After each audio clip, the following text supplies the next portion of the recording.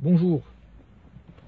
Il y a un verset qui est très souvent cité et très mal compris d'ailleurs, et qui est utilisé pour affirmer que Jésus ne peut pas être Dieu, d'après le livre des Nombres, chapitre 23, verset 19, où nous pouvons lire que Dieu n'est pas un homme pour mentir, ni fils d'un homme pour se repentir. Ce qu'il a dit ne le fera-t-il pas? Ce qu'il a déclaré ne l'exécutera-t-il pas? Alors pour bien comprendre ce verset, il faut déjà lire le contexte. Le contexte, c'est que Balak, un ennemi d'Israël, avait demandé à Balaam, qui était un voyant et qui avait la réputation de pouvoir maudire les gens. Donc Balak a demandé à Balaam de maudire Israël. Et il s'avère que Dieu va parler à Balaam et va dire non, tu ne vas pas maudire Israël, tu diras ce que moi je te dirai de dire. Et Balaam ne va pas pouvoir maudire Israël, il va dire à Balak, c'est un peuple qu'on ne peut pas maudire. Parce que c'est Dieu qui a béni ce peuple. Et c'est Dieu qui maudit et qui bénit. Et donc, Balak est en colère et c'est à ce moment-là que Balaam lui annonce la parole de Dieu, où Dieu lui dit « Dieu n'est pas un homme pour mentir, ni fils d'un homme pour se repentir ». À partir de là, certains en ont déduit. Vous voyez comme quoi on peut interpréter en fonction de ce qu'on a envie de voir dans le texte. Quand il est dit que Dieu n'est point un homme, il s'arrête là. Dieu n'est point un homme. Mais il faut lire la suite du verset. Quel est le sens de ce verset?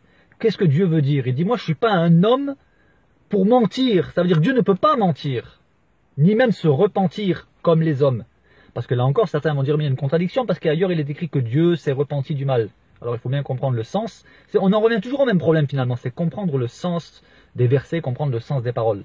Quand il est dit par exemple que, je ferai une autre vidéo d'ailleurs spécifique là-dessus, quand il est dit que Dieu s'est repenti du mal qu'il voulait faire, ça veut dire qu'il a changé d'avis. Quand par exemple Dieu dit, si j'ordonne à une nation d'obéir et qu'elle n'obéit pas, alors que j'avais l'intention de la bénir, eh bien je change d'avis, je vais la maudire. Et inversement, un peuple que j'ai maudit, parce qu'il a désobéi, s'il se repent, c'est-à-dire dans le sens s'il change de comportement, alors je change d'avis. Donc le sens de repentir. Voilà. Il y a certains qui utilisent le langage anthropomorphique à leur sauce, alors qu'ils ne comprennent pas le sens. Donc c'est la même chose quand il est dit que Dieu n'est point un homme. Est-ce que Nombre 23, 19 est en train d'affirmer que Dieu ne peut pas s'incarner? Parce qu'un des fondamentaux de la foi chrétienne, c'est l'incarnation. La parole de Dieu faite chair. Ce verset ne dit pas que Dieu ne peut pas devenir un homme. Ce verset ne dit pas que Dieu ne peut pas s'incarner. Dieu fait tout ce qu'il veut. Si Dieu décide de s'incarner, il s'incarne. Qui sommes-nous, nous, pour dire à Dieu, tu n'as pas le droit de venir t'incarner dans un être humain sur terre? Même si cela dépasse notre entendement, nos conceptions, qui sommes-nous pour dire à Dieu, tu n'as pas le droit de le faire, si Dieu l'a décidé et si Dieu le veut. Et Dieu l'a fait d'ailleurs en la personne de Jésus-Christ.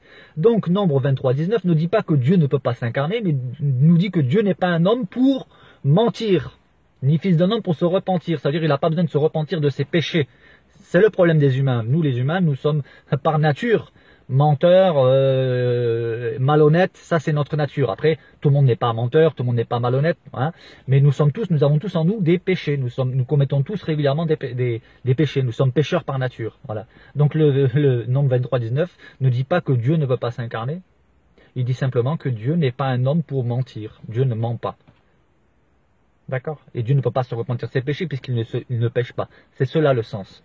Alors voilà, il faut éviter d'utiliser les versets un peu à tort et à travers pour leur faire dire ce qu'ils ne disent pas. D'ailleurs, en ce qui concerne l'incarnation, que nous dit Ésaïe chapitre 9 verset 5? Un fils nous est né. On l'appellera admirable, conseiller, Dieu puissant, Père éternel. Et ce texte d'Ésaïe est repris dans le Nouveau Testament et est lié à Jésus-Christ. Hein, il est là pour... dans le Nouveau Testament, il est fait mention de ce texte pour démontrer que Dieu s'est incarné. Donc il faut comprendre la Bible par la Bible. On interprète la Bible par la Bible. On ne pioche pas ce qu'on a envie de piocher et en ignorant volontairement ce qui est là pour apporter les nuances et les précisions nécessaires pour la compréhension globale du message biblique. Et dans l'évangile de Jean, chapitre 1, verset 14, il est clairement dit que la parole de Dieu a été faite chair. Il est bien question ici d'incarnation. Voilà. Donc on interprète la Bible par la Bible. Donc Nombre 23, 19 ne dit pas que Dieu ne peut pas s'incarner. Il dit simplement que Dieu n'est pas un homme comme nous. Il ne ment pas. Et il ne se repent pas de ses péchés puisqu'il ne pêche pas. Voilà. Je suis obligé de répéter plusieurs fois la même chose parce qu'il y en a certains qui ne comprennent pas. Je vous invite d'ailleurs à regarder les précédentes vidéos que j'ai faites, que j'ai publiées sur YouTube, sur les tests de logique, hein, notamment avec le test de la tasse de café, où vous vous rendez compte que pour une simple image avec 4 tasses de café, il y a eu je sais pas combien de réponses différentes, et il y en a qui n'ont toujours pas compris encore, hein. Malgré les explications que j'ai données, malgré la vidéo que j'ai faite, et malgré en ayant montré clairement pourquoi telle tasse ne pouvait pas être remplie de café, il y en a qui n'ont toujours pas compris. Donc vous imaginez, alors pour la Bible, voilà, je ne ferai pas plus long. Mais Nombre 23-19, ne l'utilisez plus pour dire que Dieu ne peut pas s'incarner, cela n'a pas de sens. En tout cas, cela n'a aucun impact pour nous les chrétiens. Voilà, ça nous fait plutôt sourire de voir cette approche tellement simpliste des textes bibliques et qui dénature d'ailleurs le sens du texte en lui-même, ce qui est, aux yeux de Dieu, un grave péché. Et pour conclure, je dirais, quand on lit la Bible, il ne faut pas chercher ce qu'on a envie qu'elle nous dise, il faut chercher à comprendre ce qu'elle dit vraiment. C'est très important et cela vous évitera de tomber dans des erreurs d'interprétation.